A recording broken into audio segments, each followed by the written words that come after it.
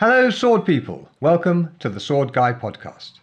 This is your host, Dr. Guy Windsor, consulting swordsman, teacher and writer. Join me for interviews with historical martial arts instructors and experts from a wide range of related disciplines as we discuss swords, history, training, and bringing the joy of historical martial arts into our modern lives. I hope you enjoy this greatest hit episode of the show. You can find all the episodes at swordschool.com/podcast, and there's a direct link in the description to this episode's show notes. On with the show. I'm here today with biomechanist Katy Bowman, author of Move Your DNA and the forthcoming Grow Wild. You can find her online at nutritiousmovement.com. So without further ado, Katy, welcome to the show. Thank you for having me. So whereabouts in the world are you? I am in the United States on the West Coast, in a state called Washington, but not to be confused with our East Coast, Washington, D.C. And I'm on the Olympic Peninsula of Washington, which means I can look across to Canada from our home. So that gives you sort of a sense of where I am. Yeah, so top left corner of the United States without getting to Alaska. Yeah, top upper left is sort of the meme that people wear on their giant baseball caps when you live up here in this area. Okay. Yeah, I mean, I go to Washington in normal years. I go 2 or 3 times a year because I have a club that I teach at regularly in Seattle. So I'm tolerably familiar with the state, but I guess many of the listeners may not be. So, and you're out in the country. Yes, I live in the forest. I mean, I live right on the edge of national forest. And in the Olympics, as you know, there's 1 million acres of national forest here. So that's why I have to drive into town to do this, because I have no cell reception or Wi-Fi where I live. Oh, wow. Imagine that. That sounds extremely restful. It's very quiet, and I didn't realize it until I come into town. And in town, I'm going to use the word town loosely because it's even a pretty small town, but it feels pretty loud, just relatively speaking. Excellent. Yeah, I mean, I used to live in Finland, and there was a fantasy author who used to write these books about people who kind of go into the forest to have these sort of freaky adventures. And I'll figure out who that was and stick a mention in the show notes. I'm blanking on the name. But at a convention in Finland, he expressed surprise that Finns would like his books so much, because he's writing these books about people who go into the forest to have adventures, and as he put it, the Finns come out of the forest to buy milk. Right, exactly. All the specialness is sort of lost, but yeah, Finland's a great place. Have you been?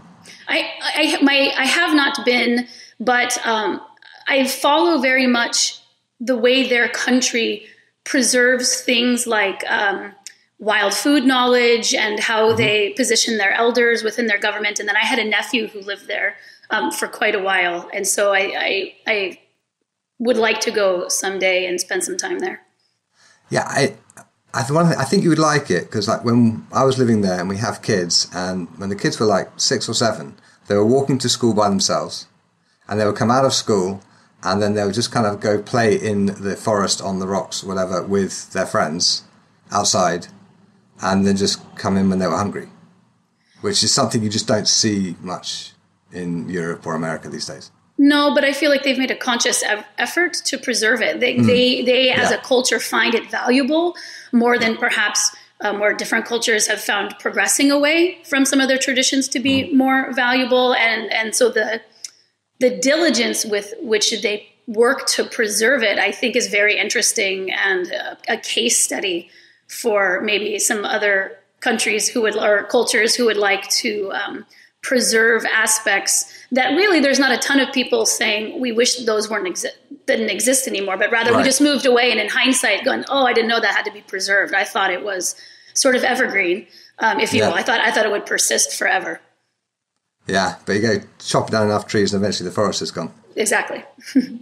Okay, now, in the historical martial arts community, I am something of a mechanics specialist. Like, how do you frame a blow in such a way that it causes minimum resistance in the body, and the forces that are generated and the forces that come back from the opponent are rooted safely into the ground, and so you don't get joint injuries and things like that. But I'm a martial artist. I'm not a trained biomechanist. So what actually is a biomechanist? Ooh.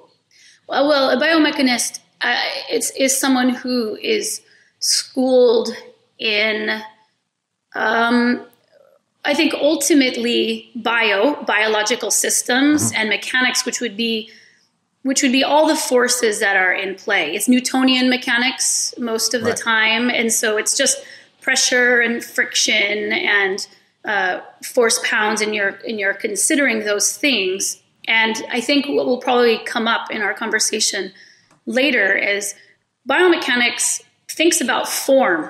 Definitely, I think the thing that you're speaking of is form, and that's considered kinematics. So that means what's the geometry of the shape of your body that optimizes leverage. You're thinking of those sides, like this would optimize your position. If you go too far, if you reach too far beyond here and you're too far forward of your front leg, your back leg is no longer grounded and you're much more prone to tipping forward.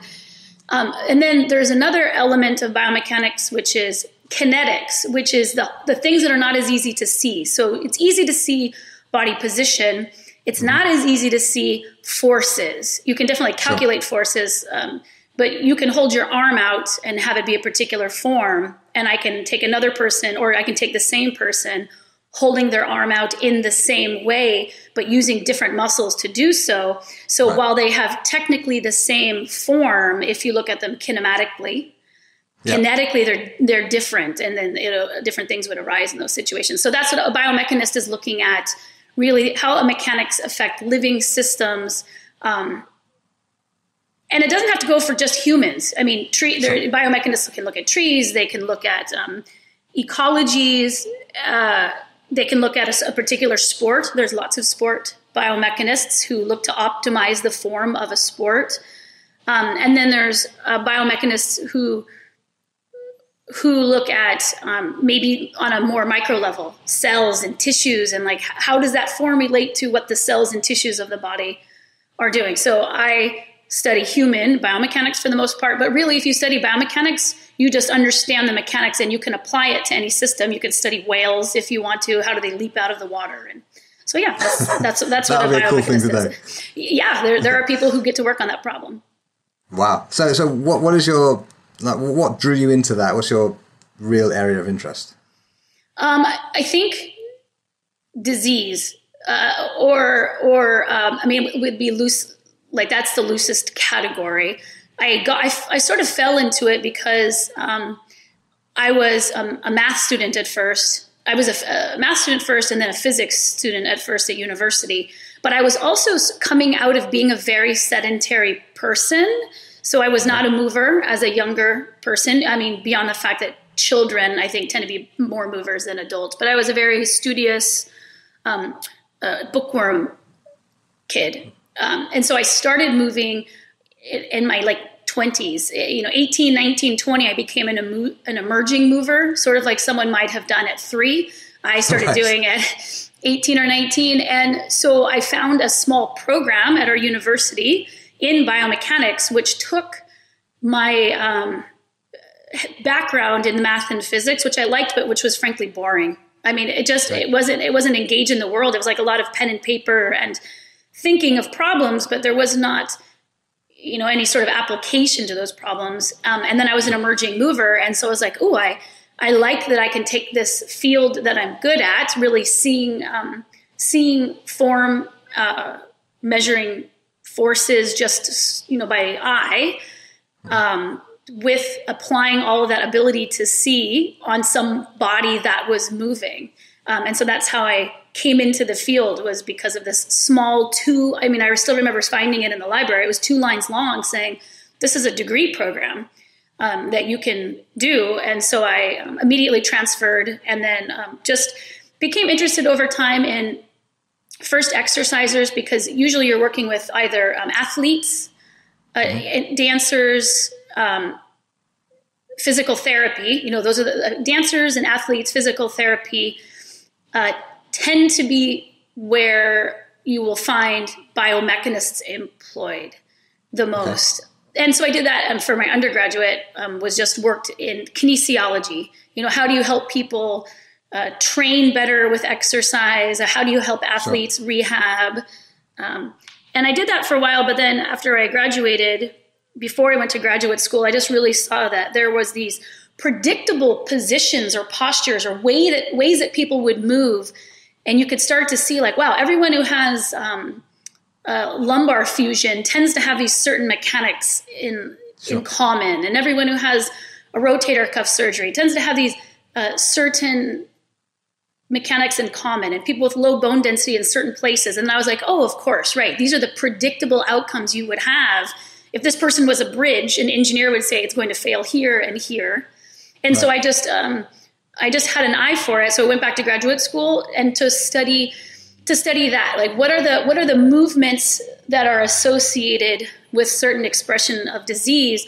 But then I also was really specialized in culture, because we think of ourselves as the humans, but really we are just a group of humans. And cross-culturally, there were different things that would arise in different populations because of our culture is really a large dictator of how we move as a large group of people. So, and so I would say it's where I am now, 25 years later, which is looking at what are the habits that large groups of people share when it comes to movement. You can think about form on a sport, but you could also call it the sport of life and say, well, I know that probably everyone listening sits, 6 to 8 hours a day, and I know how they sit in the position that they sit in. So a biomechanist can sort those things sort of into patterns. And then it's like, okay, well, then I would assume that this group, knowing that what I know about the biology and the loads to the different tissues, that hips and knees and shoulders are going to be the places where you have greater experience of ailments. And I'll know that bone density is going to be lower in these particular sites because of how they're loading as the sport of being in this particular group.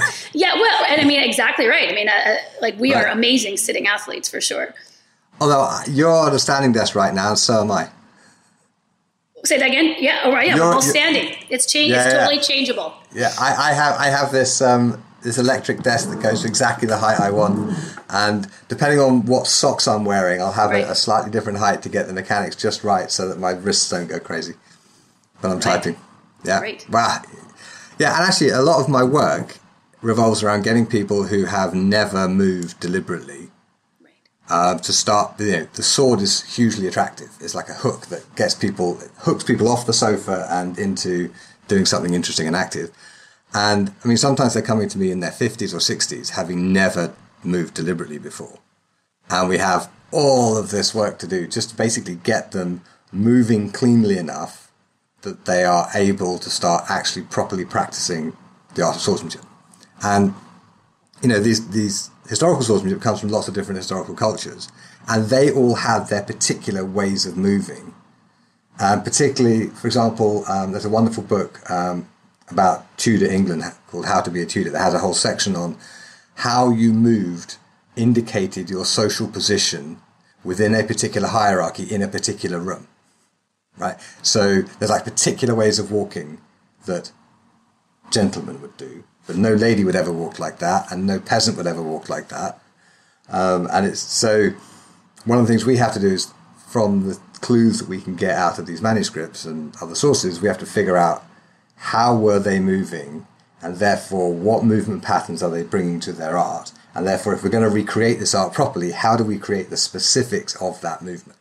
Exactly. So yeah, there's a lot of work to be done. I would like that book. I find that already I'm going, did he say the name of that book? Because I'll definitely want to order my own copy. Ruth Goodman, How to Be a Tudor. And actually, I interviewed Ruth a couple of weeks ago. She'll be on this podcast soon. But yes, I can certainly, I'll send you a link. And there'll be a link in the show notes for people listening. Okay, so your overall focus does seem to be on like health span. So generally getting people generally healthier and into a more enjoyable life because they're not restricted by pain or whatever. Is that a fair characterization?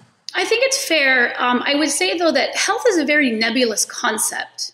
Sure. I would say that what I'm trying to ultimately do is help them increase their movement span because, versus the health span, because I think that, and it's inherent, there's some inherent problems in the way that we have set up these terms, health and fitness and physical fitness. Sure. Because it is quite possible, and in athletes, it's quite common to be extremely healthy by the markers that we've set up for health, but not be able to move large portions of their body, meaning that, right? And so I think that more than what I'm talking about is health, is I'm saying that the ability to continue to move is probably even a better, if you're trying to set up we're all trying to pick our choices of how we behave and what we want to adjust, that a lot of times we make choices that cut down our future movement, and we don't realize that we're making them in the moment because we don't know what it's like to not move a part or even a whole portion or a whole part, a whole person, until the degeneration is at the point in which we cannot. And then we either don't know how that relates to the choices before. So it's really more that. And I think that you can have that the fulfillment of your life in the sense that you can choose what to do physically, right? Whether it's pick up children or grandchildren or hike and have interactions with nature and others, that is a very large predictor of fulfillment for us. Sure. There's an autonomy or freedom, if you will, that comes with that movement. And so that's the point of view that I'm trying to help people to get away from health per se, but just, go ahead. I have a long-term goal for my health, right? Now, my kids are 14 and 12, so this is like sometime in the future. But I want to be able to play tick-tock-bong with my grandchildren, right? Which firstly means that my kids have to still be talking to me when they're adults. So there's that. Right. But tick-tock-bong is where you take a child upside down by the ankles and you swing them side to side, tick-tock, tick-tock. Then you lift them up and go bong, bong, bong. And of course, screams of delight, and you don't actually smash their head on the ground because, whatever. But I figure if I can do that, then I probably have everything else pretty much sorted. And that is a very simple way of layering so much more than being healthy at some age. You have put in, like social emotional relationships into it, right? So you're choosing how you interact with others to make you like them want to be around you as you're older. And then also strength and these particular emotions, but it's related to an experience that you would like to have. It's not related to health and fitness outcomes, which are very poorly motivating, and it's easy to not realize that you're not on track. So I encourage everyone to do the same. That's excellent. Oh, yeah. I mean, I am just not motivated to pick up a certain amount in the deadlift. I just don't care. No. Or do things for a certain number of minutes or at a certain number of percentages. Those mechanic ways of maybe a science will break things down to understand it does not ultimately go back to be humanizing and what humans take away from their life. And I think that that's where we are right now. We've sort of made a big misstep when it comes to physical fitness to put everything in non-humanistic terms. Right. Whereas I guess most of my listeners would be like, I want to be fit enough to keep whacking my mates on the head with a big sword. And that's great. And I think that you should embroider that. That goes on a pillow and that goes on so you see it every day and like, this is my health plan. And then you can break it down and then you can check every day. You could see, I can't do that today. Then you can sort of imagine more what not being able to do it 5 years in the future. Or if I do this thing now, is it likely to make it, am I more likely to be able to do this thing or less likely to be able to do this thing later on? Yes. That's the thing. Okay. Most of the time we're dealing with gravity. Always, I guess, unless you're in water. But even then there's gravity still acting on you.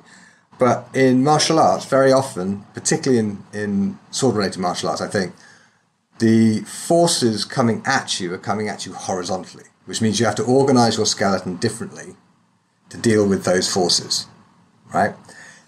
And I'm sure you thought about this sort of thing, and there's many different examples of this sort of thing occurring. But do you have any thoughts on that? Oh, sure. How long is this interview?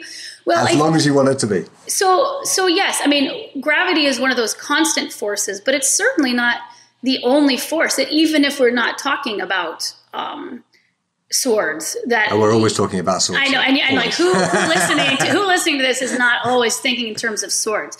But I think of terms of transverse forces, right? I think that we're just used to this idea of a giant arrow pressing on our head. Right. You know, if you lift your arm up, a giant arrow pressing down on your arm. But and I think that one of the reasons we don't consider any other force besides gravity is because we hardly move. That maybe when your body's still most of the time, all there is one giant arrow pushing on your head because you're not moving your limbs. We're not doing labor anymore. So like what comes to mind right away is,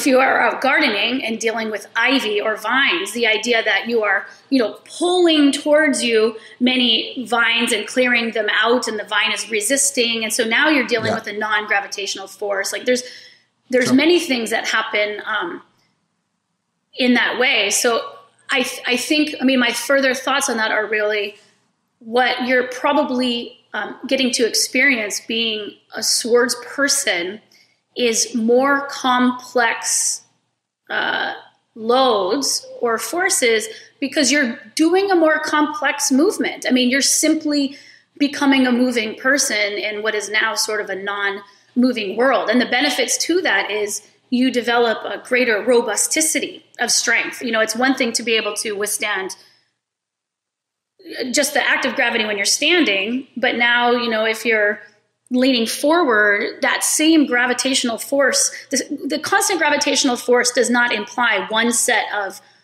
muscles to resist it.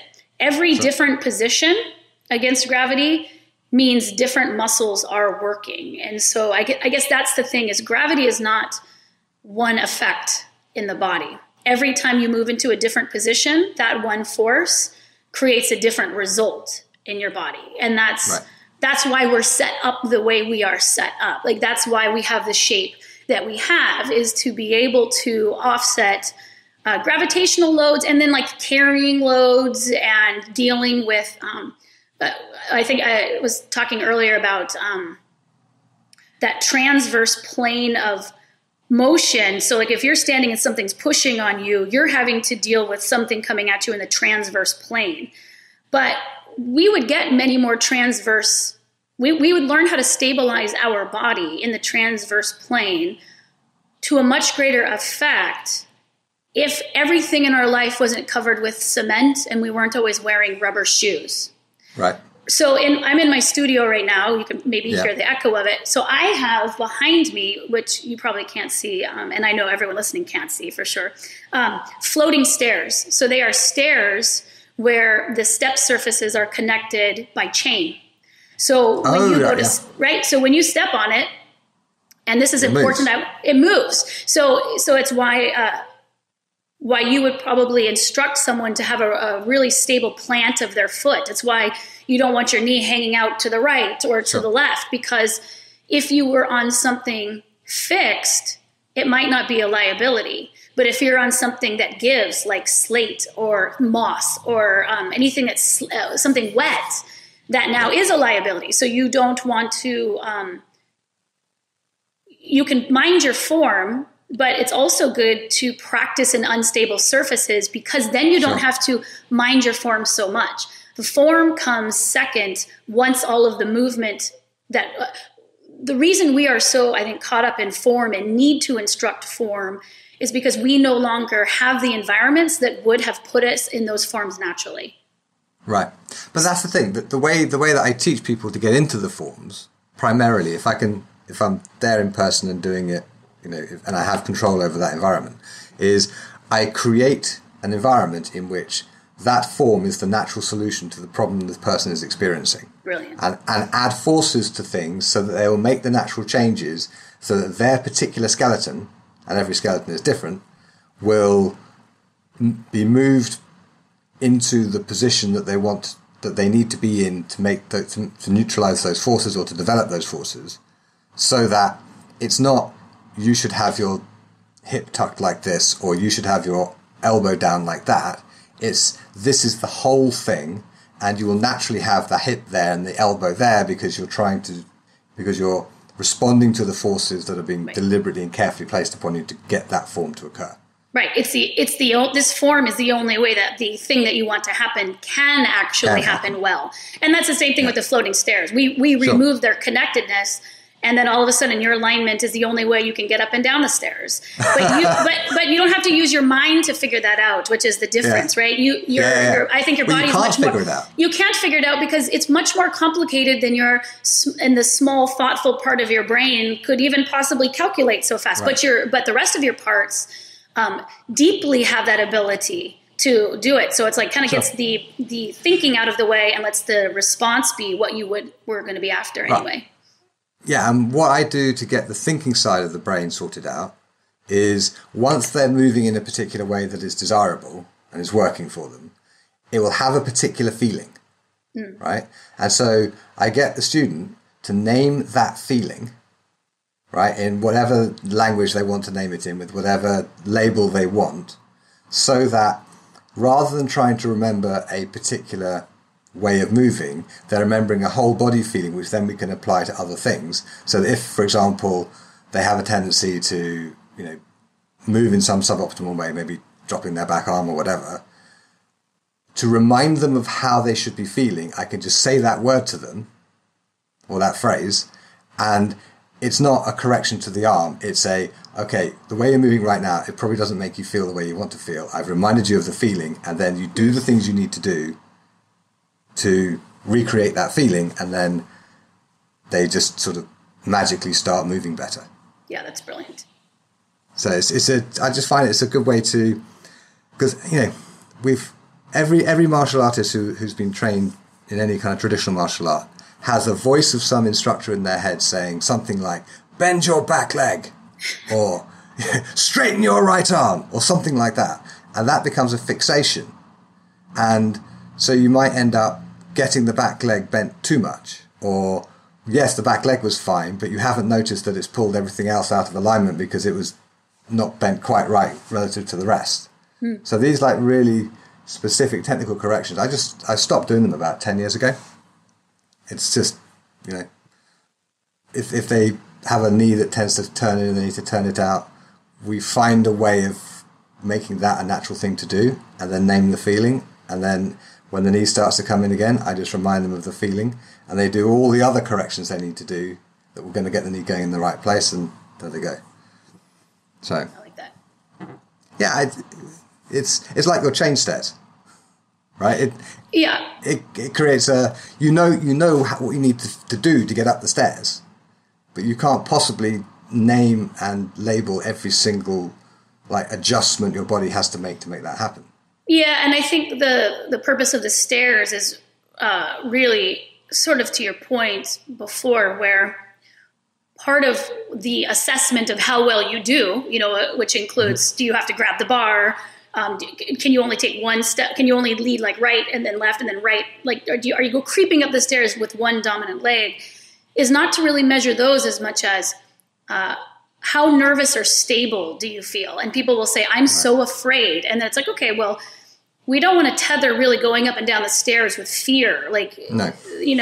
And so, well, what would it take to be more confident? And, maybe practice. And as they do it, become more confident, then sometimes I wonder if the feeling can't actually lead the mechanics, not even have to be associated with it in the real time, but just say, what would it take for you to feel good on the stairs? And then maybe they can naturally sort out, well, if I relax my shoulders a little bit, I'll feel better. So the feeling might even be associated with a particular form before the form has happened.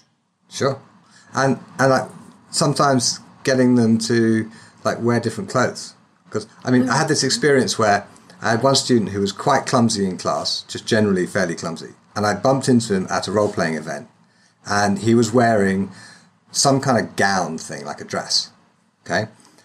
And I didn't recognize him because how people move is a large part of how I identify them, particularly my students, because I spend all my time looking at how they move. Sure, same. And he came up to me and said, "Oh, hi, Guy." And I was like, "Oh, my God, it's you. You move, so differently."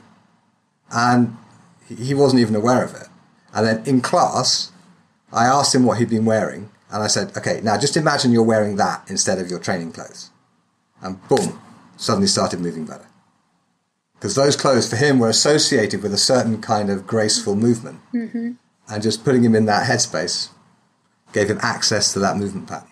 Well, that's so funny because I made a few questions, when you're being interviewed, you have questions that are said to you, but I had some questions for you that sort of, but one of them was really, do you find that if you are attracted to the sport of swordsmanship, does that usually mean that you're also attracted to the elements that would have gone with swordsmanship, with clothing being my first idea of going? I wonder if you would really be attracted, like that you would have to wrap your body in it all the time, because that itself would be a sort of training all the time when you are not actually holding a sword in your hand.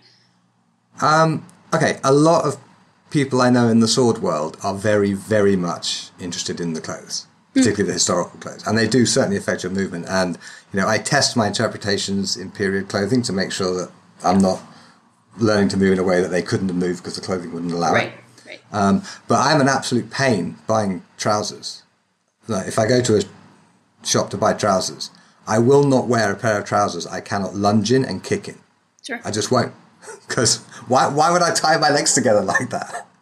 But yeah, quite a lot of people are drawn to the sort of the knightly culture of it, or the more kind of Three Musketeers-y, swashbuckly culture of it. And it tends to go by period. So people who have an interest in, shall we say, 14th century knightly combat are going to tend to be drawn to things like riding and armor.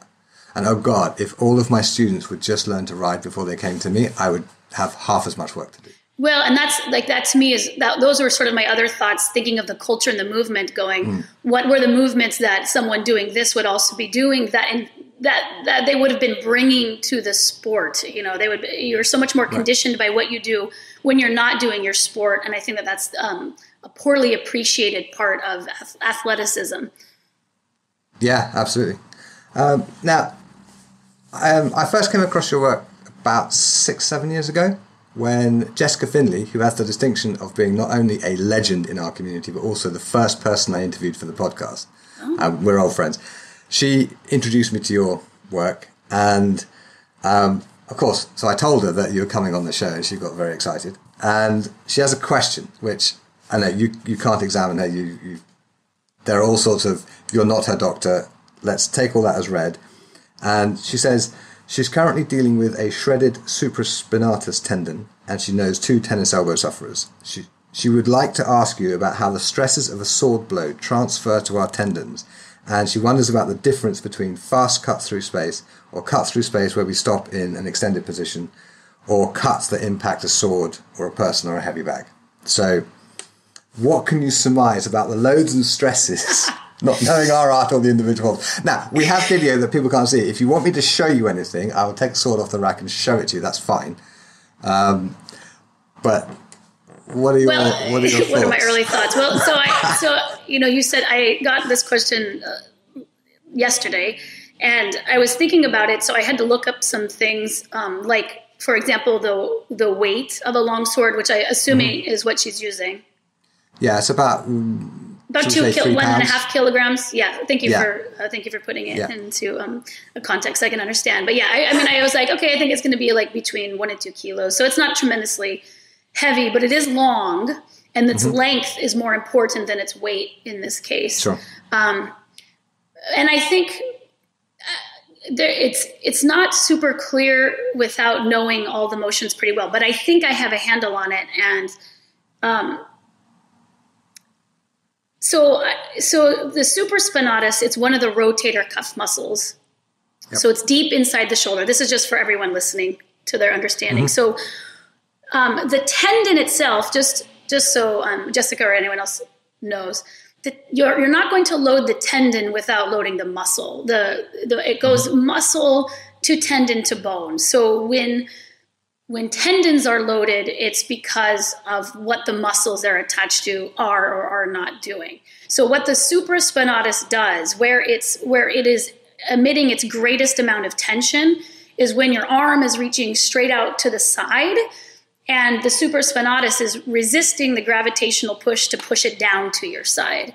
So your arm is long. So when you reach it far away, it's more than the weight of your arm. There's a little bit of torque to calculate. But you can, if you've ever put anything in your hand, you know that the farther you move something away from your body, the more work you have to do.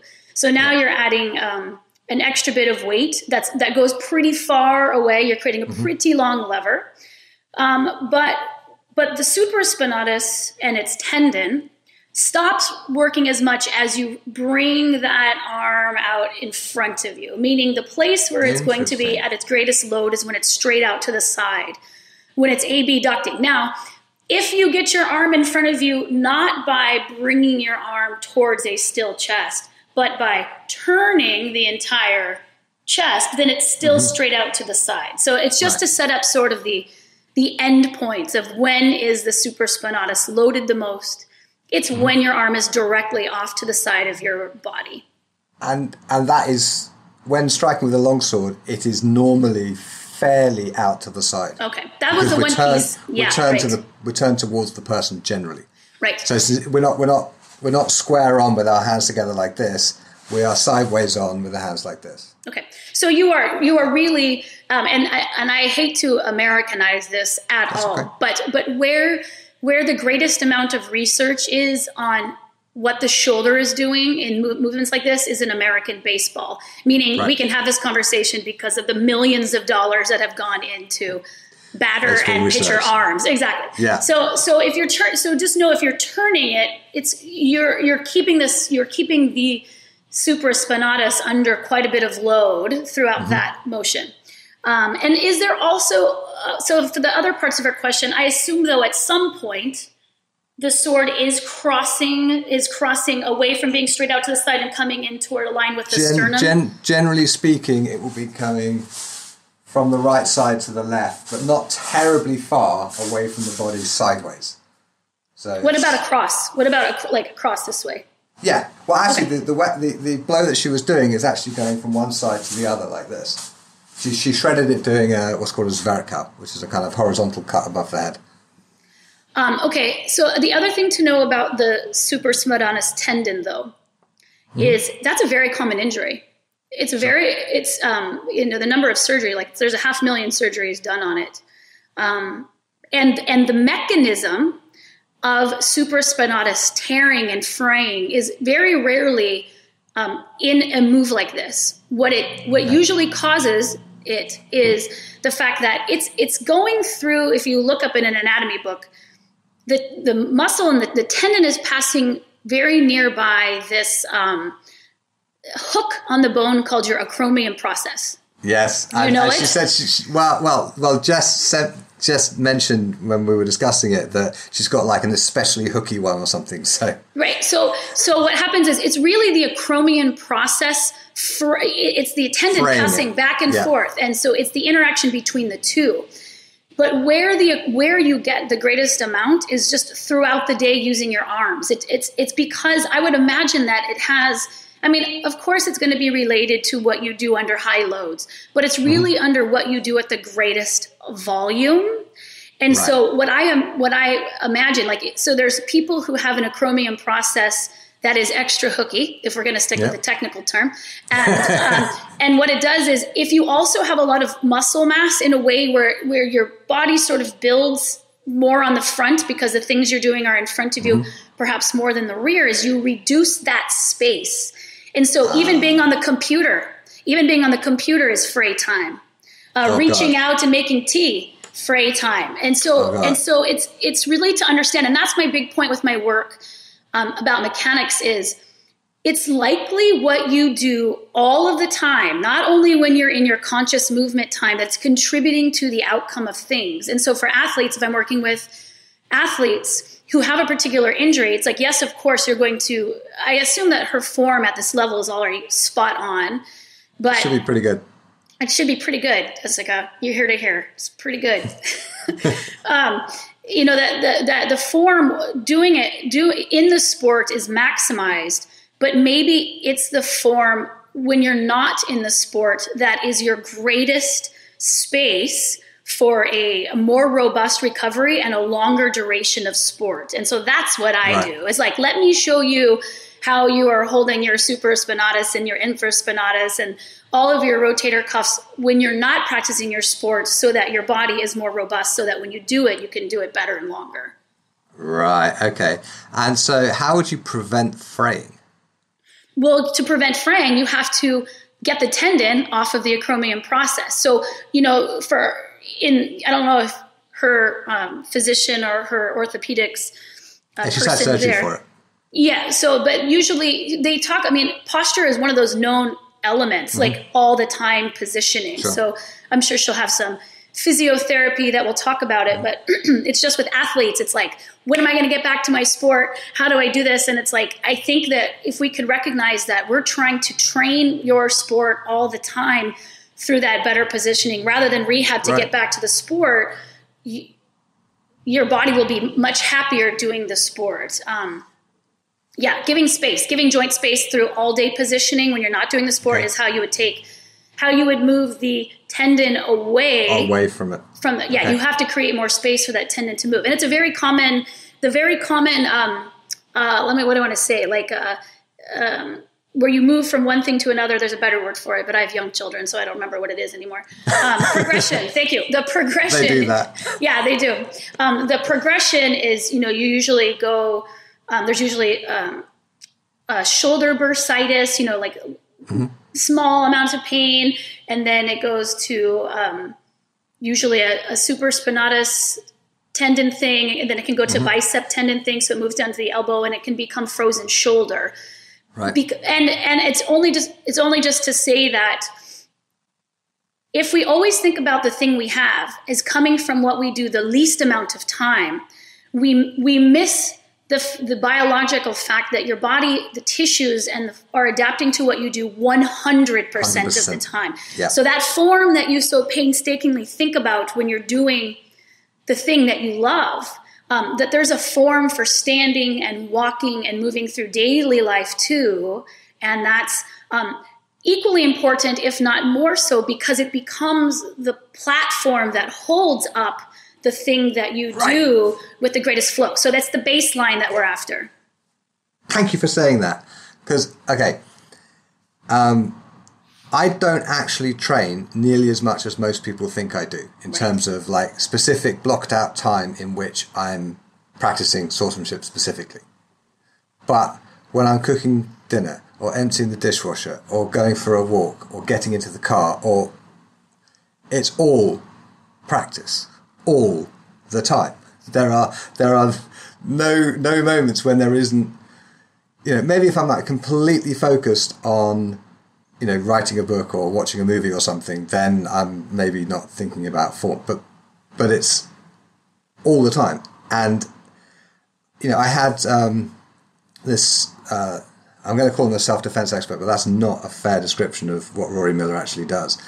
And we were kind of geeking out over the kind of continual training thing where he's basically just practicing this kind of strike where which if you know what you're doing, you can really hurt people with.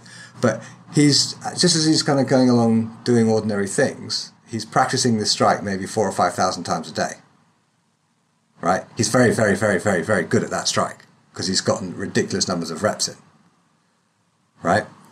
And it's getting students to realize that you don't train in the training hall. You train to get ready to get to the training hall. And then when you're there, you're practicing all the other cool stuff. But it's based on this pyramid of other practices that mean that when you get into the training hall, all that stuff is taken care of and you can focus on applying it to specific sword styles. Yeah. Yeah. Yes. Yeah, I agree. I just wanted to add one more piece to Jessica's question for anyone else who talks about general shoulder loads. And what I was going to say about baseball is there's a quite common pattern of injury. I was going to say the other thing that the supraspinatus does besides hold the arm up, and I think this is relevant for everyone who has shoulder issues, no matter what they are specifically. Because of the way that the tendon attaches, it's also sort of nestling the shoulder, the head of the humerus, the upper arm, the top of the upper arm bone against the glenoid fossa, which is the other articulating part of the shoulder, right? What the head of the humerus is sliding against. It's pulling, always holding that in. So a very common baseball injury to the shoulder, because there's quite a tremendous amount of force that goes into a swing, huge amount, is when they don't hit something, it's much more damaging for the shoulder than when they do. So when you hit something, what happens is you know you're going to hit it, and it's a controlled motion. It's not just it's not like dropping a heavy arm and it's swinging, or at least it shouldn't be. You actually put on the brakes. So I think it's very similar to a martial art where you don't just send, if you're going to break something with your hand, you're not necessarily throwing your hand down through something. You're hitting it hard and stopping it at the point to apply a particular force. Yeah. It's a little different with swords, but the principle can apply.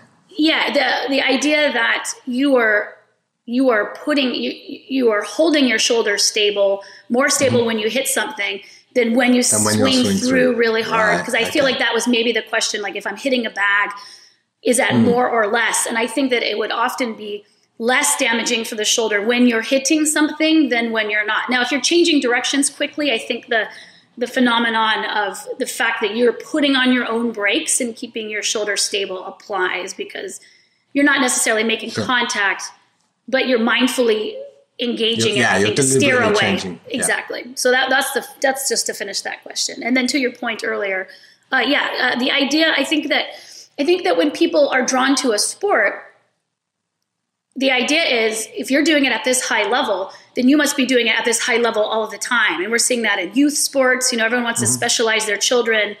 Oh, you like basketball? Play basketball all the time. But really high level athletes, they do really better not specializing and developing a wide breadth of capable movements for which actually elevate their preferred or the sport that they're better at. So just think about that for yourself and going, I'm going to be practicing elements of what I do all the time in everyday life, and then I have a very wide base to which be successful upon. Excellent. Okay, now we have to talk about feet. Yeah, because I've read your stuff about high heels and what have you, and when Jess came to visit me in Finland, and that's when she told me about your stuff. It was February. It was snow and ice on the ground because it's Finland, and we were both wearing medieval style shoes with flat leather soles, right, and warm socks inside them because it was cold, but no big chunky solid soles. And we were strolling around on the ice and the snow, no problem at all, right? And I got into the barefoot shoe thing through medieval shoes. And I was in Verona, we were attending this medieval event, and I thought I better just check that my shoes are working properly for me. And so the night before, I was just wandering around the streets of Verona with my wife, very romantic, very lovely, and I had these medieval shoes on, and oh my God, you could just feel everything, right? These beautiful worn stone, and it was like you could feel the heart of the city beating under your feet. Oh God, it was gorgeous. Anyway, so to me at least, you're preaching to the converted. But I do know that there's an awful lot of people who like swords who also like fancy shoes. I am one of them. I own more shoes than my wife does, and it really kills me that I can't justify the heel on my fancy brogues anymore. It's just so I have these beautiful shoes. I almost never wear them, like weddings and funerals, and that's it. So tell us about feet and shoes and how they affect movement and that sort of thing. Oh, well, the feet, for upright human beings, I always think of the feet, and you could think of them as the ears or the eyes to the ground. They have this sensory equipment that is informing the rest of your neurological system, sort of how to adjust positioning naturally. So if we were to talk about creating an environment to which you were adjusting your body parts optimally, having big shoes upon your feet is a main disruptor for that natural organization that you would have, because we're really adjusting ourselves to the shoes. The shoes is the new environment underfoot. So everything that we have, I mean, if you imagine just a heel, and a heel on a trainer is a heel. I'm not talking about like the high-heeled shoe. I'm talking about what's called a positive heel geometrically. Yeah. Anything. Any elevation under the heel. Any elevation under the heel that's not under the toe puts your feet pointing down a small slope. So you make these whole body adjustments to your knees and your hips and your spine. You're shifting your center of mass to adjust. And there's nothing wrong with the slope. It's just that it wouldn't be normal to walk on a slope or down a slope for endless miles for years of your life, right? And never walk uphill. So it's just that. It's like if you have this concept of, I want to adapt my environment so that my parts can orient my structure for the optimal center of gravity that it takes just to walk around, right? This is again the benefit of why it's not only optimal to get not knocked over, when someone's shoving you. I mean, that's important in your sport, but we're slowly becoming, our bodies are slowly adapting to this position that makes just walking easy to knock us over, right? Like that's why you sort of see, like we become less stable as we get older, but we just have this longer term adaptation to not moving or moving in these really unnatural, not moving very much. And when we do, it's in these really unnatural environments that don't necessarily promote natural mechanics that move well. And you have a lot of joints in the feet. If you look at your hands, I know it seems weird to say it because we're such a hand-dominant culture that has covered our feet from infancy, but your feet and your hands are very similar in dexterity, in manipulation and sensory. The environment, they do different things, but they curl and they grasp and they feel and they spread out and they wrap pinkies around different things. Yeah. I actually use one of your foot spreading exercises. I run these regular sort of 3 times a week kind of conditioning classes, mostly so I don't get too fat in lockdown. But I use some of your foot spreading exercises that I got from one of your books. Literally it's 3 times a week in these things, just to get people moving their feet. And for most people coming, it's the first time they've deliberately spread their toes since, they did it when they were a kid. Yeah, and I think for any athlete or anyone trying to get better at something, you're pulling from as many resources as you can. You're like, I'll take all the books, I'll take all the classes, I'll do the prescribed exercises, I'll do the prescribed flows or processes. But a lot of times we haven't even pulled from, we're using all of our body yet. I mean, it's like, to me, I'm like, there's 40% of your body isn't even online right now. So when you're doing these big exercises, I said your feet have a lot of joints. They have 33 joints in each foot. 25% of the number of bones and muscles in your body reside from the ankle down. So imagine not bringing, and it's obviously not in terms of mass, but it's in terms of precision. Yep.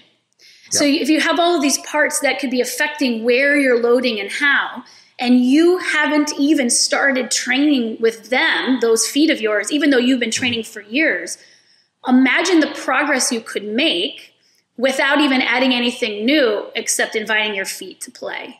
So it's really just those ideas of, your toes move individually, your feet, and it'd be interesting. Do you do a lot of outdoor training where the surface underneath? You talk about, you go out and you feel, but they've done these experiments where they've put textured mats inside of people's shoes, and every single different texture that they pick, and the textures are fine, right? Like small bumps or tiny lines. Every texture moves your calf muscles differently. That's how, imagine reading Braille. Our fingers are so sensitive that we can read Braille. If anyone does body work, they can feel when a thread of a muscle is over tense. We are amazing, beautiful sensory creatures. And so when you put these textured mats in, you're moving different calf fibers and the idea that if we trained in not always flat and level and indoor rubber. Like, what would it be like to do a session where your bare feet were on the earth? Like, it would be really interesting to see what that would be like for those of you who've done it regularly in other environments. Well, I can tell you what happens to me. Like, twice in the last 2 years, I've gotten stung by a wasp. Oh, there you go. See, you become stronger. No, really not. No, it was horrible. But yes, there's a lot of value to be had at training outside anyway, but also training outside barefoot. And the thing is, for a lot of the later period swordsmanship styles that we practice, like anything before, should we say 1500, we're wearing medieval shoes which are totally barefoot friendly. Yeah. Right? And they should have a very thin, flexible leather sole, and they're basically like a leather sock that protects you from cuts and grazes, but they have no structure at all. Right. And, of course, a lot of the modern ones, the modern reproductions, are actually built with a thick, stiff leather sole, which is no use at all. Just because that's what people expect from a shoe. Right. And also because we're probably on... medieval shoes were going to be mostly on dirt and probably wear down much differently. And people are like, I paid good money for that, and I need my shoe to not wear out for this many years. And so they're beefing up the material. Yeah. But then in the 16th century, people started putting heels on their shoes for fashion reasons more than anything else. And so by the 17th century, people are often actually fighting duels wearing like 2.5-inch, 3-inch heels, because men wore high heels because one had to show off a fancy calf and all that sort of stuff. Absolutely. So stockings and high heels is male fashion, people. It is. It very much is. Obviously, one of the things we need to do as historical martial artists is recreate that. And I absolutely just won't, because I respect my knees and I want them to last forever. But I have many friends who are, shall we say, braver than me and more historically minded, and so can you suggest how they can go about that without destroying their legs and backs? I think certainly. I think that, I imagine that the total amount of time that you would have to be in a dueling outfit of, you're celebrating that, it's going to be very small compared to what you're wearing the rest of the time. So, those periods are small, and those periods aren't necessarily destructive. It's when, again, your baseline of behavior, it's like, well, those trainers look suspiciously similar in height to the heel that you acknowledge. So if you could go to minimal the rest of the time, it's fine. It's very similar to eating. You are going to throw out a creme brulee or a big piece of birthday cake or have a party or a festive season where your eating is going to, or lockdown, where your eating is going to be different than what you normally do around it. And so it's just that. I mean, I think ceremonially, and even if it's on the regular, if you just are being really objective about time, I wear shoes this many hours a week, and it's this many hours a week I'm in these, but the rest of the time in these, I think that's totally fine, and you will not find it to be destructive to your body parts in that way. And then also maybe to think about, I'm not sure if it would be really interesting to know, because I know in a lot of different activities, part of that activity maybe after a battle would be some sort of not deconditioning, some sort of care. If you were being massaged out, or say that again. What was it? Warm down or decompression. Exactly, but maybe even more like massage to a body part, or if there was a certain restorative protocol. So creating some sort of restorative protocol after the period of time when you wear your shoes, which is like, I'm going to stretch these things out, and I think that's fine. Okay, well, in which case I'm now going to plug, I have these free courses called Human Maintenance, and that includes how to massage your knees, calves, ankles, and feet. Great. So yes, go ahead and add that on. Listeners, add that on. Yes, Katy says it's okay to use your high heels when you must. As long as you get this course afterwards. As long as you do guys' knee massage afterwards, it's all right. Talk about putting words in your mouth. All right. Okay, so now your latest book, which I have read an advanced copy of, it's a manifesto about getting kids to move more. And you organise it by environments, culture, clothing, home, and so on. So the way I see it, your approach is to create environments in which moving is natural. So the if you like, the thoughtless response to the environment you're in is to move more. So it's also how we create safe training for us, because we have a very dangerous activity, and so we create an environment in which safe behavior is considered normal, and anything unsafe is perceived as weird and unnatural. Right? So people naturally behave safely. So how do you create environments where people will get a better range of movement styles and more movement span? Well, I think my general approach is to first recognize and acknowledge how you're moving, and specifically not only how many minutes. I think that we are trained, like we've been trained to really consider exercise is what movement is. And like that was the big point of Move Your DNA. It's like we're so biased to only seeing exercise as movement or training periods that we do not recognize that we are moving 100% of the time by definition on the cellular level. And it's just that our exercise program, if you will, looks like 8 to 10 hours of sitting in a chair a day. That is the exercise. Those are the muscles that we're exercising on the regular. And that's the strength that our body is suited for. Our body is changing to make sitting easier and easier on us. It's like, I don't want you to have to lengthen the back of your hip muscles. So I'm just going to sort of, every time you sit down, so I'm going to sort of set them to this extra long length and then set these to these extra short lengths. And because we do it so frequently when we get up, it doesn't really change anymore. It's more adaptive in this way, longer term.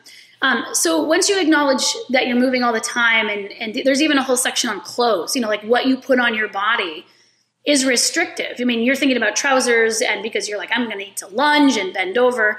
But we put our kids in things that don't let their ankles move, their legs are bound together, their arms don't rise over their shoulders, and these are normal clothes. And we have play clothes, but it's like no one ever calls the rest of their clothes their sedentary clothes.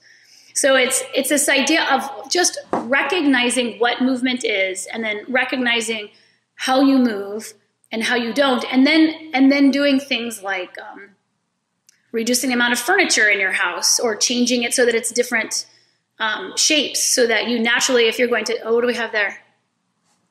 So I just moved the camera so you can see there's this big empty area here, which is mostly for, sitting on the floor, or I have a ball and sitting on that and all that kind of stuff. So, I might even clip that bit out, because that was a bit... I sort of forgot we were having a podcast and just thought, Katie's talking about this. I should show her this big empty space. Well, I think it's good. I mean, I think that it's okay even if you can't see it. It's this idea that, if you look around your house and you're like, there is no space for me to get on the floor and stretch out. I couldn't even do a practice move while I'm watching TV. I couldn't even just imagine going through a few things, because there's the coffee table right there is against my knee. It's like, why? Why is it there? Can you make space in your home for movement? And then if you have children, it's especially important that your home has a culture that makes movement permissive. So you've created a studio where to be unsafe is sort of the outlying behavior. Well, all of our spaces right now have made movement the outlying behavior. It's just that.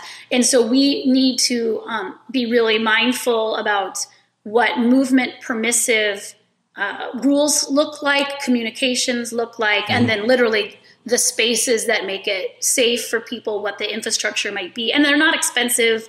They're not complicated. It's just like you've shown. It's moving things out of the way. Maybe you don't need 30 seats in a home when there's only 4 bottoms that live there, like looking at your chair to butt ratio of your house and making adjustments like that to set kids up for more movement. Yeah, I'm kind of very keen on, my wife and I watch TV in the evening before going to bed and what have you, but I have an exercise mat on the floor, and I'm usually on the floor doing stretches and whatever and moving around. Then I go on the sofa for a bit, and I get back on the floor and on the sofa for a bit and back on the floor, just because I am blessed with a dodgy spine, which means if I don't do my regular stretching, I seize up quite quickly, which means I can't spend like days and days on the sofa, because I would just be in agony and unable to move. So it sounds like a bad thing, but it actually means that we've basically had to provide these sorts of spaces in the house, because I literally can't survive without them. And I think one other thing, just to circle back to what you said, it seems like you've identified agony as the feeling that you don't like when you have. And so you move naturally when you don't want the feeling of agony, sort of like in the training. And I think that because we don't recognize our own sedentarism, many of us have feelings. So this would be like taking the analogy of saying, you know, when you're in a position and you're, you know, dropping your arm or whatever, that you've associated a feeling with when the position is working and when it's not working. You've given them two different languages. Because we don't recognize our own own state of constant sedentariness, if that's a word, we probably have a feeling that we already associate with our whole person being undermoved. For you, it seems like agony of the back, you know, that maybe that's the part where it arises. Everyone listening, like for me, it's like a sluggish brain fog. I just feel terrible when I don't move a lot. And I think that many of us have that. We just might not associate it with the fact that we're not moving on the regular because we haven't really learned to correct it by moving on the regular or experienced what moving on the regular feels like enough to know, like, I feel joyful and clear-headed when I move a lot. And so when I feel sluggish and foggy-headed, I know that movement is what I go to adjust the feeling. Or if I adjust my feeling first and then I start moving, I'm not sure which one is actually happening, but I think we can take some of the training things that you said to help the person listening apply this to more than just the form of the thing that they love. You mentioned like having a permissive attitude to movement. I mean, I imagine people working in offices doesn't happen so much during the pandemic, but like you're not supposed to get up and wander around or get up and do push-ups or, you know, or there's this sort of expectation that you'll be wearing these clothes that you can't move in and sat at a desk, or even these days maybe even stood at a desk, but even just standing all day isn't great. Right. Yeah, and I think that that's why we need that more robust understanding of movement, that every change in position is a different movement. I wrote a whole book on office, what you do in an office, and I'm expanding it, so it'll be coming out.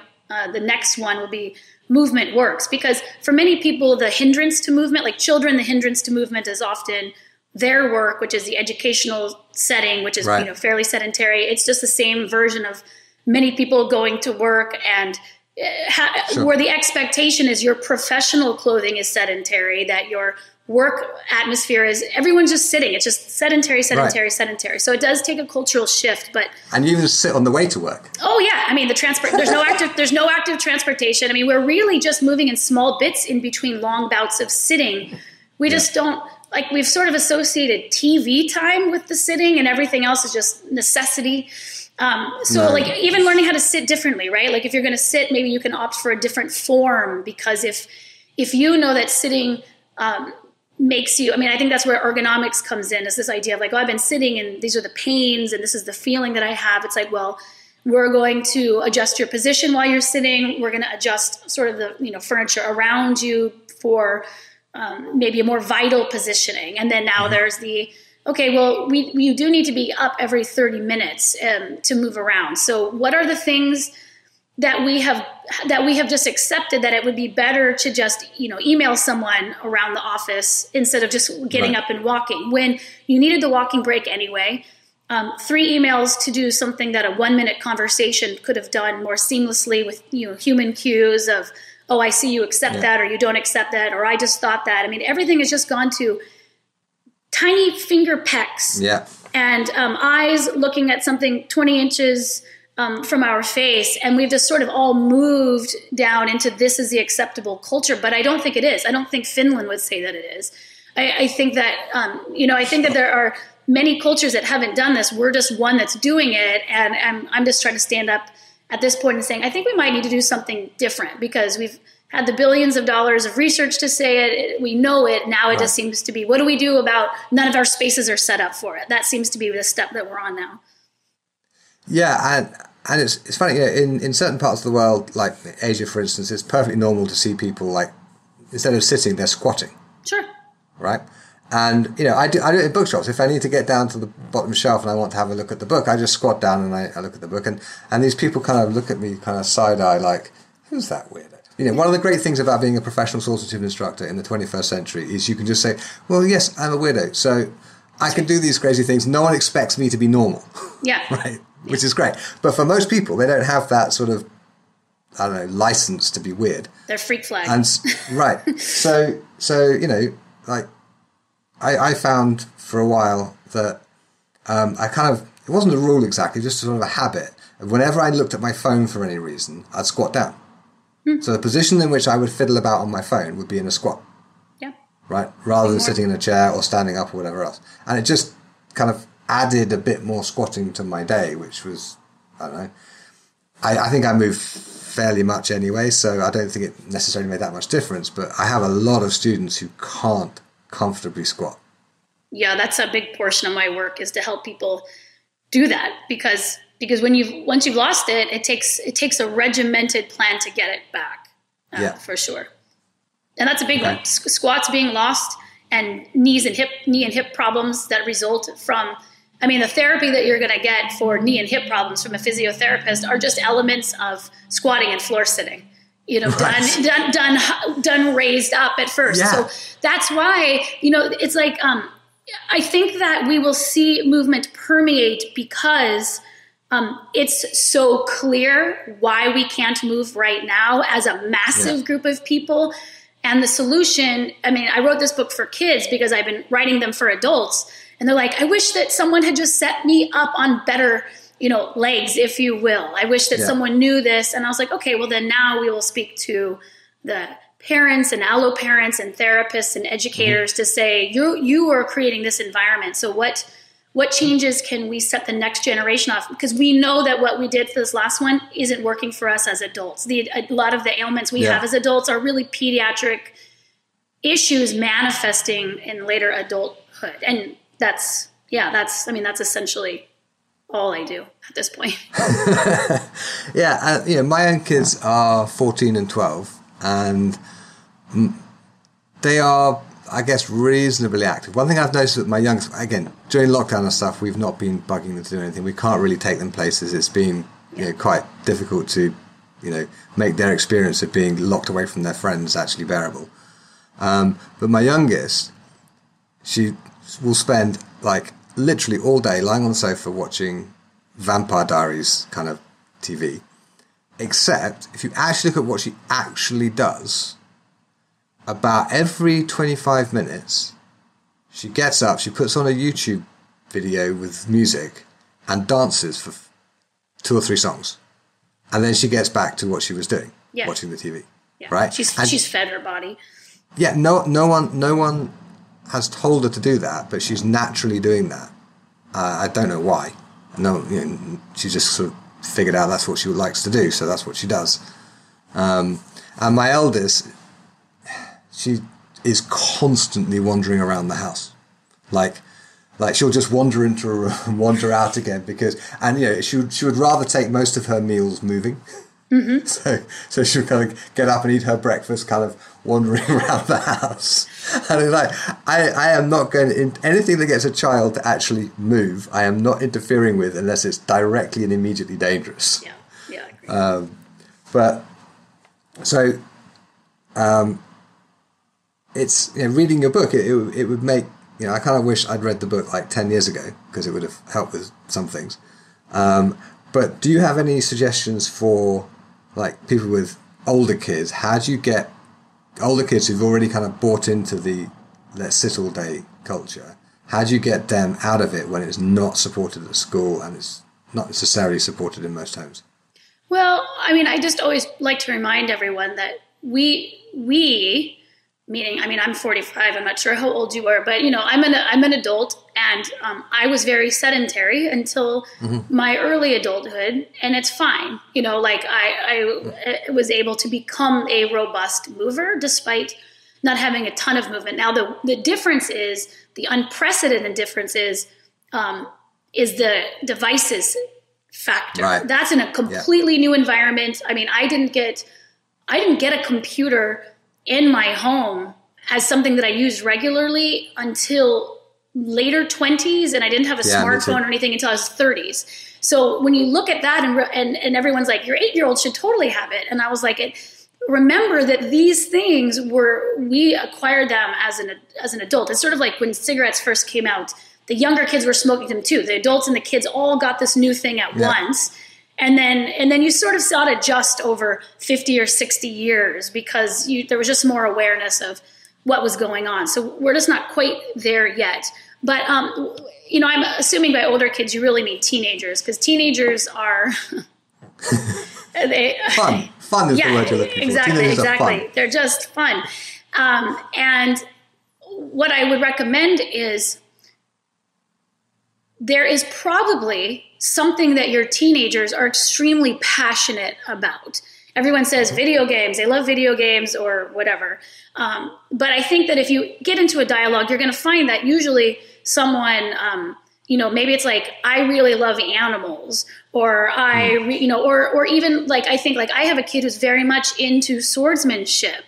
And, excellent. Send him to me. I know. He's already asked. He's like, when can we all go to the school for a month? And and I was like, yes, I don't know. Of course you can. Yes. Okay, great. We can go. And my daughter, all of us are sort of into it a wee bit. But if you can find the thing that they're passionate about, even if it seems inconvenient to you, because like maybe you'll say something like, I love horses. And you're like, that's great. Well, we don't have a farm and we can't do that. To realize that there's probably some way that you can, whatever their passion is. Like I always ask my kids, like, I don't want any rules. Don't limit when I'm asking you these questions. Just imagine and come up with it. And then they do the work to sort of, I think that's the sort of the side effect of so many devices or technologies. There's a lot of loss of creativity and having to produce without the input help, sort of like you imagine and assemble things yourself. Like boredom is truly amazing for getting creative and inventing things that didn't exist before. Katy, I actively build boredom time into my schedule. You need it. If I don't have time to be bored, I'm not going to put the interesting things together. That's right. Yeah. And I think that's where ideas come from boredom. My daughter, who loves adorning her body, made herself. Oh, I've seen the pictures in the book. Yeah. She made, that was when she was younger. She actually made herself a pair of high-heeled shoes out of cardboard and electrical tape and paper mache. Oh, cool. She's clopping around. And, I don't say you can't wear them. Like we have all minimal shoes. So she puts them on, she's clopping around. She's like, I'm like falling over every time I wear these. I was like, oh, exactly. So then she went and made a pair of minimal shoes that were beautiful and wound all around her legs and had buttons. So like there's an engineering. I think that humans are engineers. Humans are Lego. We all are sort of like imagining Lego, except we're doing it with ideas. We're doing it with words. We're doing it with materials. But as we pre-buy things to tinker with and say, here's what you can build, we're sort of blowing through our tinkering energy without having to come up with the things ourselves, to work with the mud, to figure out metals, like all these things that's where new things come from. But what it reminds me of actually, because I'm a woodworker, I used to be a cabinet maker. And so, I'm used to taking like a big piece of wood and doing stuff with hand tools and making it into different shapes of little smaller bits of wood and then putting them together and then you get the thing that I've imagined. Yes. Right? So that's like standard, which is worlds away from assembling things out of parts that other people have decided the shape of. That's right. That's right. But this is what programmers are like. Like, I don't touch computers except through some fancy graphical interface where somebody else has decided these are the things that you can do and I can put these things together in ways that work for me and that's fine. But I have friends who are programmers who they look at that and they're just horrified. Like, why would you not just build that thing entirely from scratch so that you can get it exactly the way you want it, which is just like me selecting a piece of wood and making things exactly the way I want them, right? And the problem is, of course, that programmer is going to be doing most of that, sitting down, doing this. So we have to get that same creativity and apply it to domains that involve movement.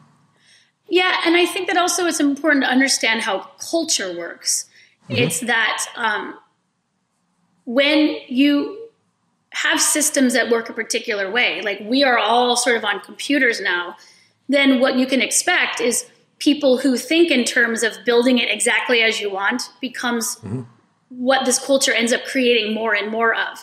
So you end up creating more people who flourish in that way, and then systems that utilize people who flourish in that way, and then that's what eventually takes us down a particular path, which is why it's always nice. I know, look, are we both squeezing balls as we do it? Yeah, I just noticed that Katy was holding a kind of a squeezy ball thing, and of course I have one on my desk. Yeah, so. And I've been rolling my feet out for the last hour and a half. Yeah. It's like a fidgeting thing. So it's just. Are you sure we're not twins? We might be.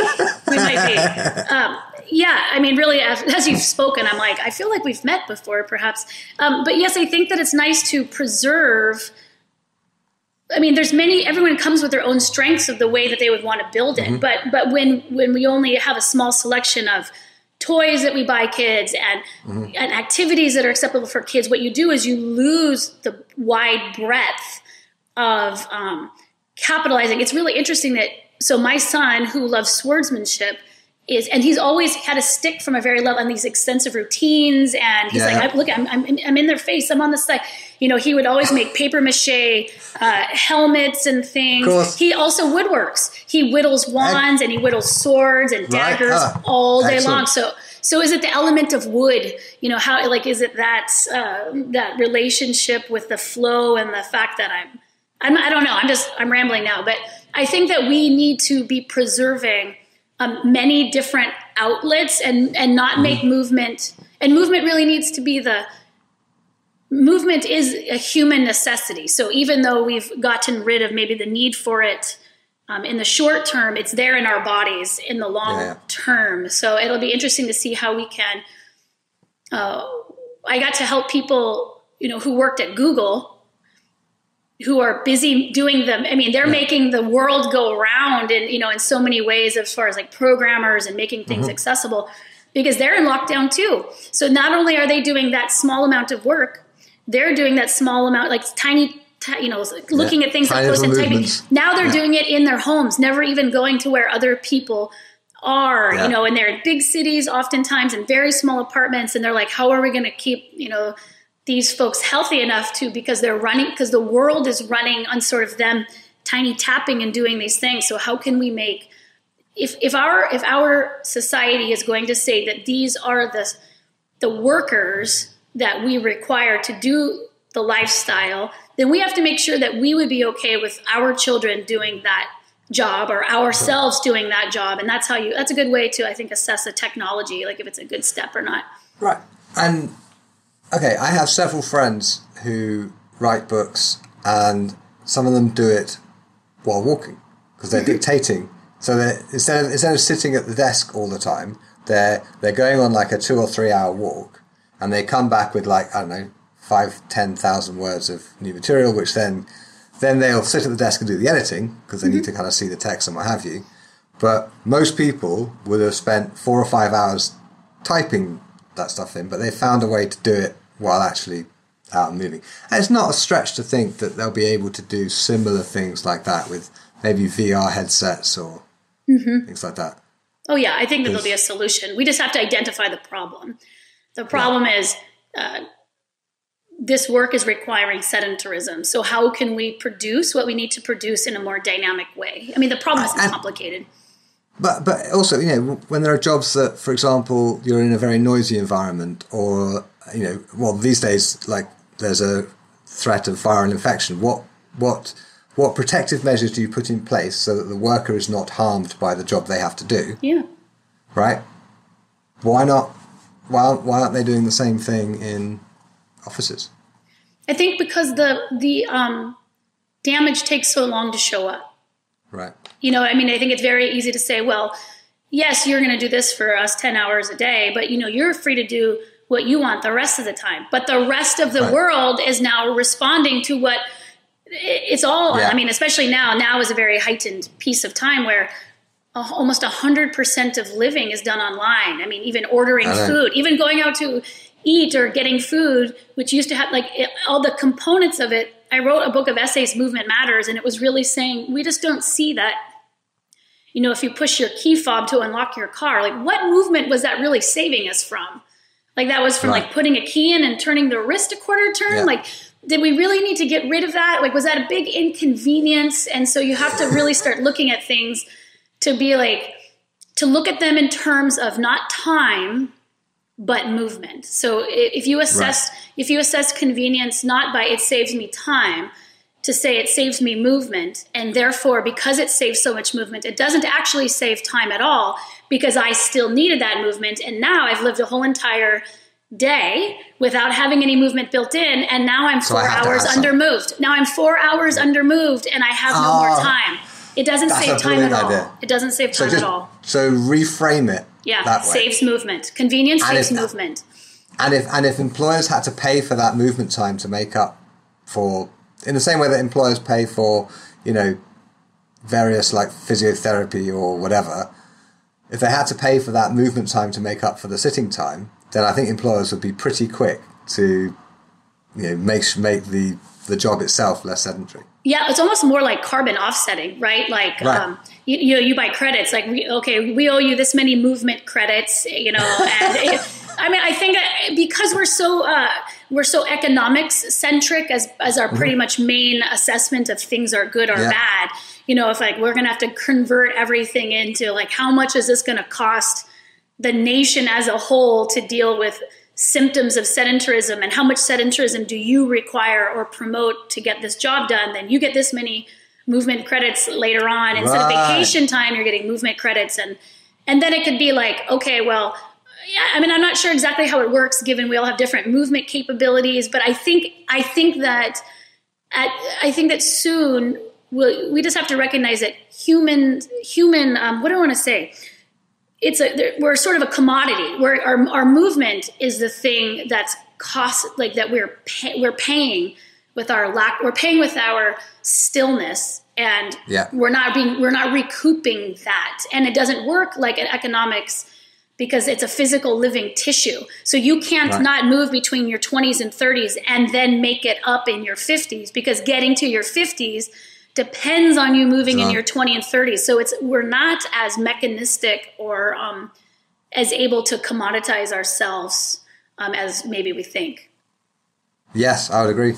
Now, we are already quite a bit longer than I was expecting, which is great, and I have all the time in the world.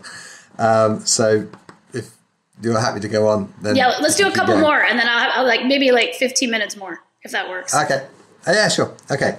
Now, this is a question I ask many of my guests, and you've done a whole load of things already, like writing books and moving out into the wilderness so you can run around in the forest all day. But what is the best idea you haven't acted on yet? Retirement.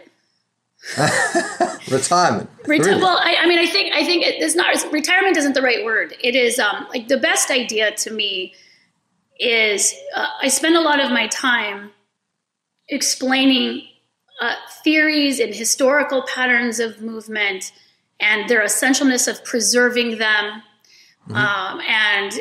So I would say a greater portion of my day is spent talking about the need to preserve, because I know that the preservation is going to require more than a single person. I know that there's a community that's required to save something. And so let's say saving movement is the thing that I'm talking about right now, certain movement patterns. So I pay with my own experience. I'm giving up me doing the thing because I know that it will pay off if I can get collectively more people sort of doing it and promoting it and spreading it. Mm-hmm. I would like the transition of where I can just do the thing. I would like to experience that sort of aging out of going from a teacher in that way to being more like I'm still doing it. It's just that and it's not going to be an immediate, but where I can do the thing more than I teach the thing. I'm looking forward to that phase. And then of course I go right too. And then explaining to everyone how you do that, because I don't think, yeah, go ahead. Because I did that 4 years ago. How's it working? Right. Fantastic. It's really, really good. right? I get to do as much swords as I want. Well, not in pandemic times, I can't travel as much as I'd like, but I am no longer having to show up 4 nights a week and weekends teaching all the time. Yeah. Right? And there are okay, we could talk for another hour about how you might want to go about that. So maybe we should schedule a round 2. But yeah, it's okay. Think about, as I see it, retirement isn't stopping doing what you want to do. No. It is stopping having to do the things that need to get done so that you're free to do the things that you want to do. Yeah. And I think what I mean even more by retirement is, eldership isn't something that our culture does very well anymore. Sure. So I think more like what I'm interested in doing next is being an elder. And I think it's farther away than maybe I'm making it seem, but this idea of occupying a role of doing the sum total of my experience and educating more in informing more by being a person that is I wrote a book called Dynamic Aging, and I was 40 at the time, but I was able to work with 4 women who were all septa and octogenarians who had been training with me for 20 years. And so they're like, here's where I was when I was in my 60s, and these are the ailments that I had. And here's where I am now, where I'm in my 70s and 80s, and I'm better at 70 and 80. So I let them really tell their story, because it's one thing for a 35 or a 40-year-old to say, this is why we're doing this thing and it works. It's different to say, here are 4 people and they're sharing what they had and what they did and didn't need to do.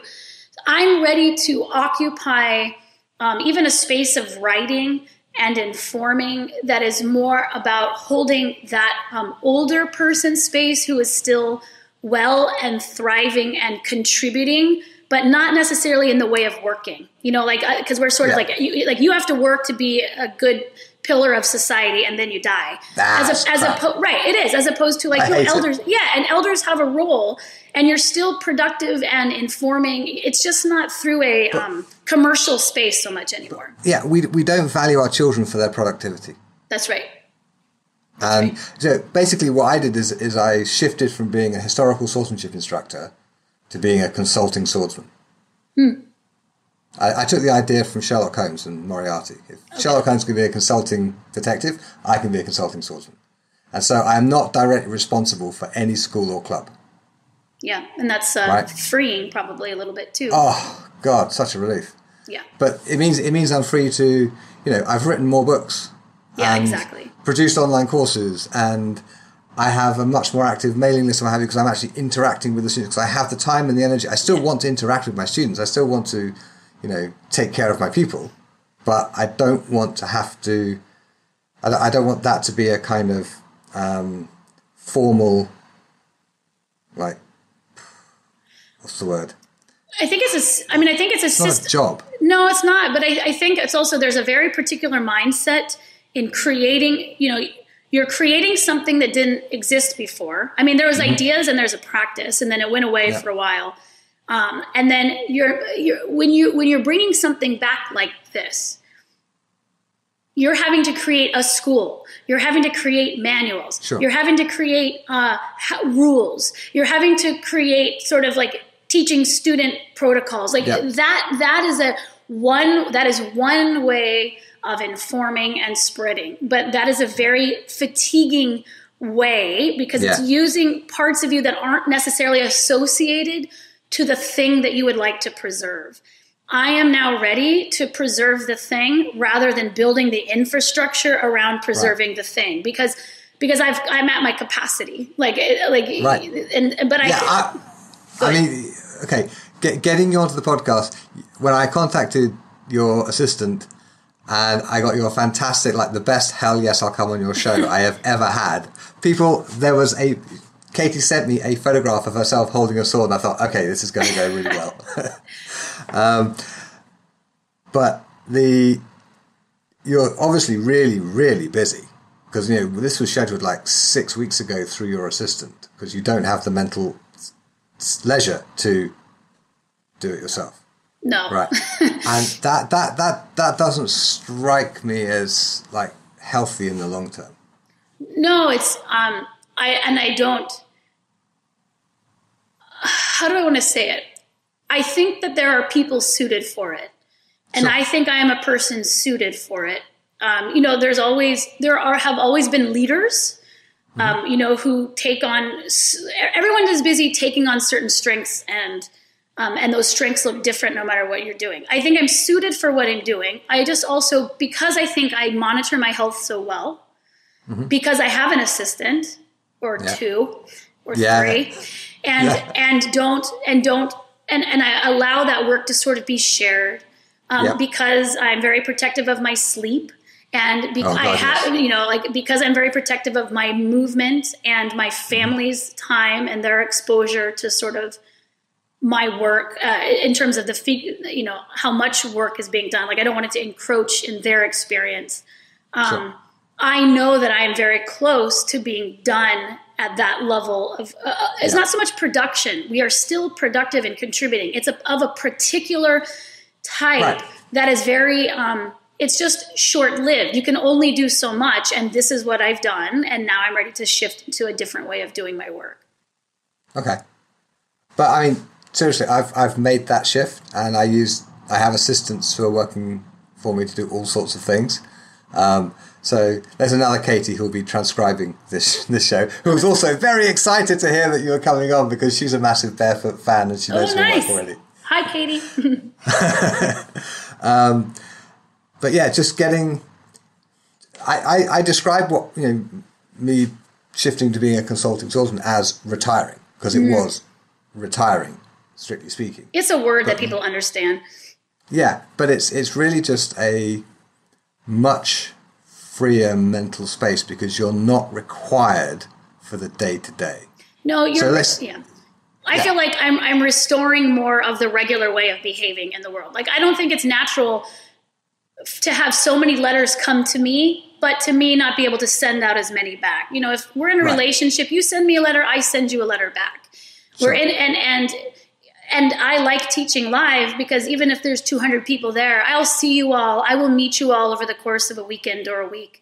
That's much more normal than putting out videos and books where you have 100,000 people who've read them and you've never met anyone. I just think that energetically is a weird, and I think that there's a draw in some way. And so I'm just looking to restore the humanity to what I do, meaning that from my perspective, it's more humane. Yeah, absolutely. Okay, that is a great answer to the question. And it was not at all what I was expecting. You were saying, I have another book coming out and it's on this. No. But actually, when I sent these questions to your assistant, she actually replied saying she really wants to hear your answer to the last two questions. So I'll ask you the last. I know, she's going to hate it. Probably. Okay. Somebody gives you a huge chunk of money to improve movement quality worldwide. How would you spend it? I would spend it by increasing the walking paths the world over, meaning spaces where people could actively transport in whatever way that was for them without having to worry about, and I would prefer it if it was sort of like hard packed dirt, like that there would be spaces where everyone could actively transport their body, even if they wanted to go back to the way we used to move. I was reading some on your website and some about some of your books and some of the history you write about, and the idea of walking to or riding to where you are going to compete or move. This idea of that it's not unreasonable to want to go walk for 200 miles somewhere. That's a perfectly reasonable and I would argue necessary thing to be able to do. That I would spend it making sure that there was a way that could, like in the same way that we've connected a worldwide web, it would be an actual worldwide, oceans restricted walking path, walking web.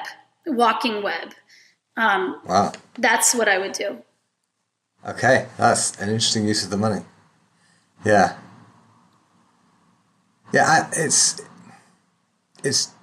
tricky to get people to walk because of the time that it takes. And, I go for like a 6-mile walk a couple of times a week at the moment because we live quite close to the edge of town and we can get out into the fields and wander around in the fields and it's lovely. Yeah. But for an awful lot of people, they are like in the middle of a city or whatever, and some cities are great to walk in, but oh my God, America! Like every European, I've walked in every European city I've ever been to, and most, I can't think of one where it was actively difficult to walk from one place to another. But a little while ago, I was doing this event in Michigan, and we were staying in this hotel, and I thought I'll just go for a walk.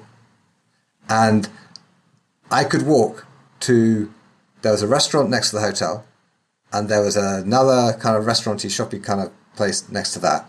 So maybe 200 yards total.